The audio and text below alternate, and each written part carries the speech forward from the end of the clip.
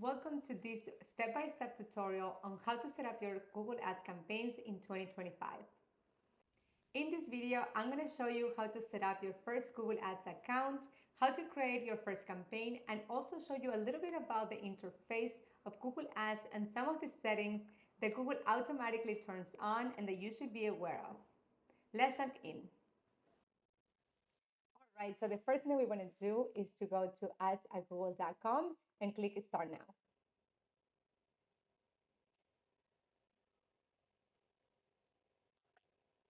So we do not want to actually create our first campaign. So we're going to click out, paste the URL,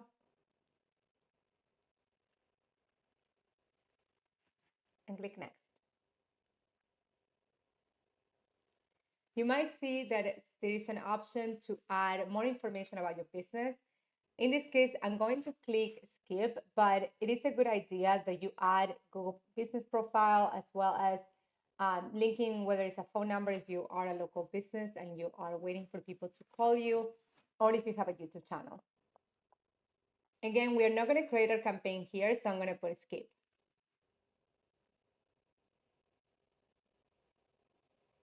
Finally, we need to add our billing information and click continue.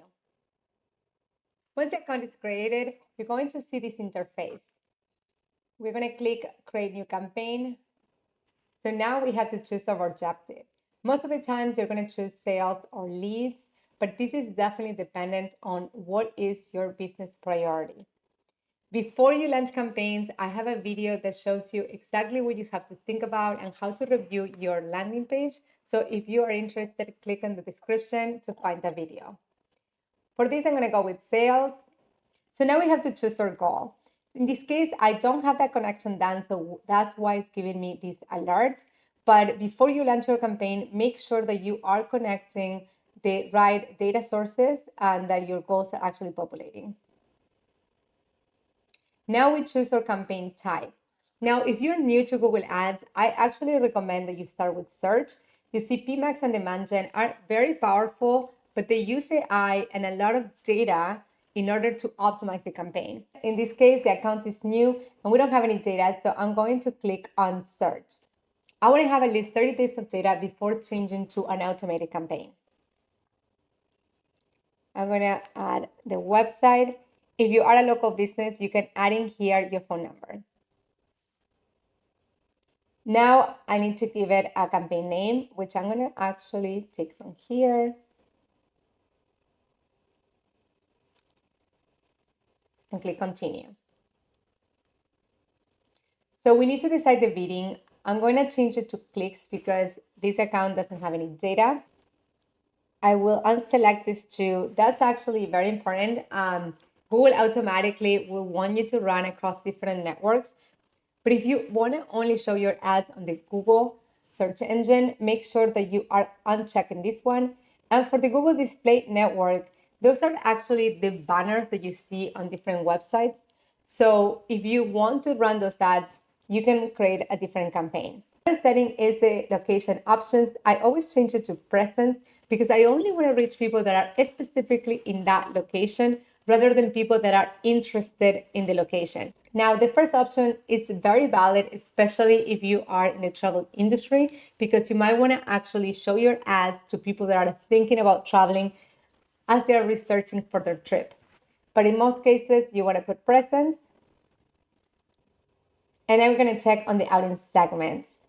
Now, this is an account that I had run some campaigns in the past. So that is why I have some options here on the segments. I'm going to select them all.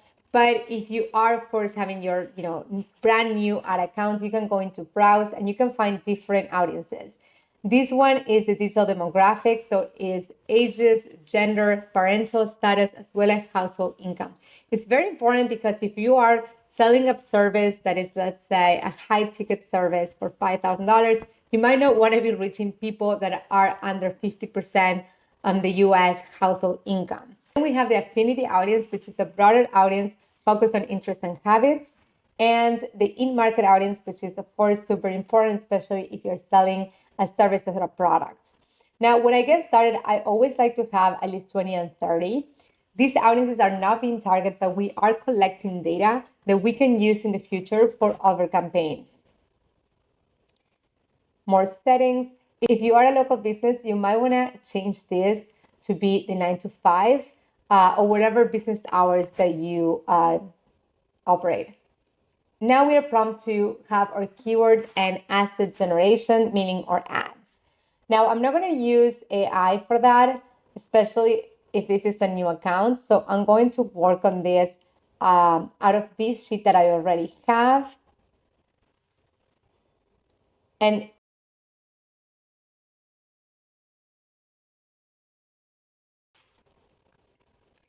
now it's time to write our ad copy. As you can see, there is some copy that is popping up from probably the website and some AI, as you can see. Now I'll be very careful in using it in my ad copy, make sure that it makes sense.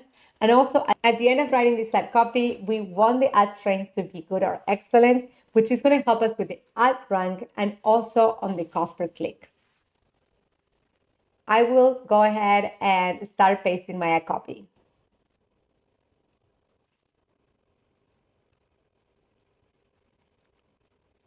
Now that I have my ad copy, I will be adding some extensions. Okay, so we have our ad copy. The ad strength is good. I also added my extensions. And so we're good to go. We're going to click next. Now we're going to select our budget. I will select set custom budget.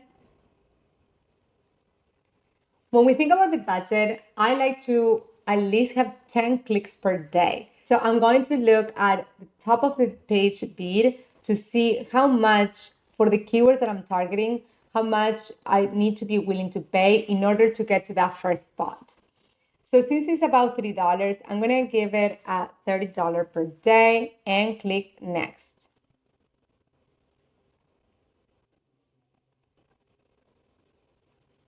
So now I have my campaign and I am ready to publish. Now that we have our campaign live, there are a few settings that we want to check to make sure that we are set for success. So we're going to go to assets. So here I have all the assets that I created. So I'm going to click more, account level automated assets.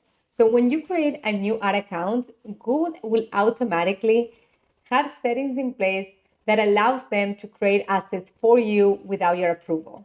So I will go to more advanced settings. And as you can see, all these settings are on, meaning automated locations can pull in. We have seller ratings might be showing on your ads, as well as dynamic silence and callouts. So Google can literally create ad copy for you and you don't have to approve it. I want to make sure that this is off, and I recommend that you do the same. It's going to ask you here why you want to turn it off, so I will put confirm. But you want to do this across all these different automations. Okay, so now we have them all off, and we're going to head over to admin account setting. So this is basically all the settings for the account. I'm going to go to auto apply, go to settings. Here are the auto apply recommendations. Now these are all unchecked, so if there's some that we want to add into the campaign, we need to make sure that we select them. The first one is use optimized ad rotation. I want to actually turn that on. I also want to remove conflicting negative keywords. Now, I don't like the grow your business recommendations because this is allowing Google to add keywords and targeting into your campaign. You can see also can update your campaign to use the display expansion. We don't want to do that. And also change your bid strategies.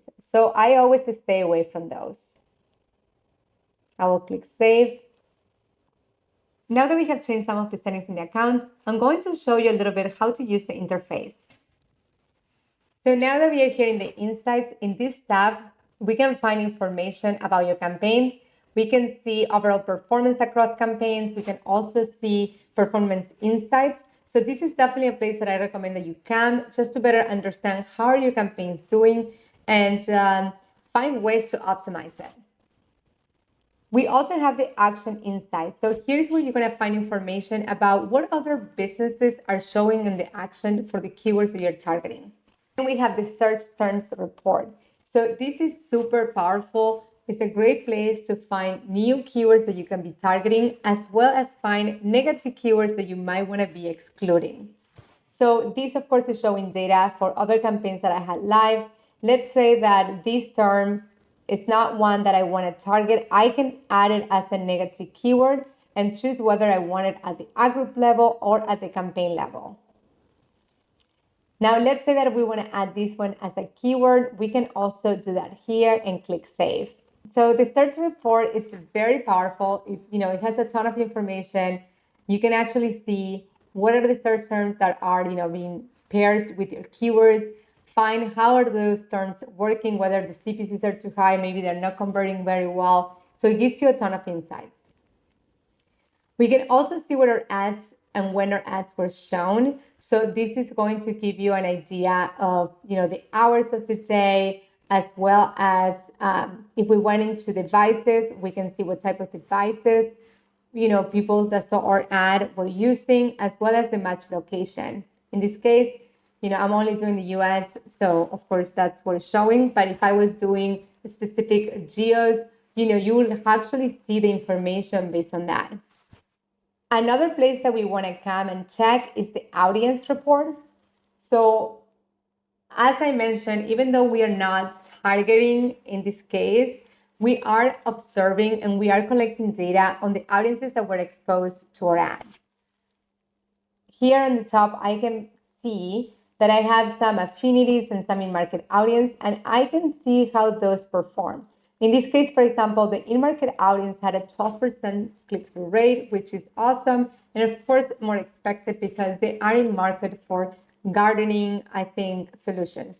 Now, the second one is an affinity audience on home decor, and it has the highest CTR with a 37%. So if I was building a demand gen campaign or a PMAX campaign, I would come in here and just find what are the audiences that are the most cost efficient and also have the highest engagement, and use those audiences in my new campaigns.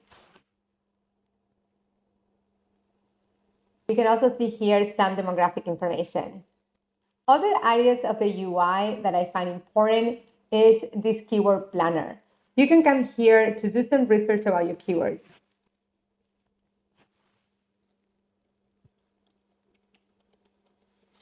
So let's see. I added, the URL as well as one keyword, and I can see here what is the search volume per month for all these different keywords. I can see whether competition is high or not, as well as the top of page bid on the low range and the high range. So this information is super important as you're trying to build your first campaigns. If you have a set of keywords that you want to target, you can add them here. So let's say fertilizer, plants, and then food plant.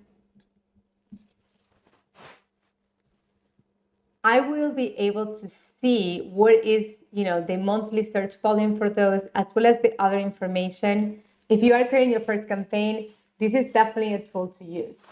Now we're going to head over to the Start Library to exclusion list.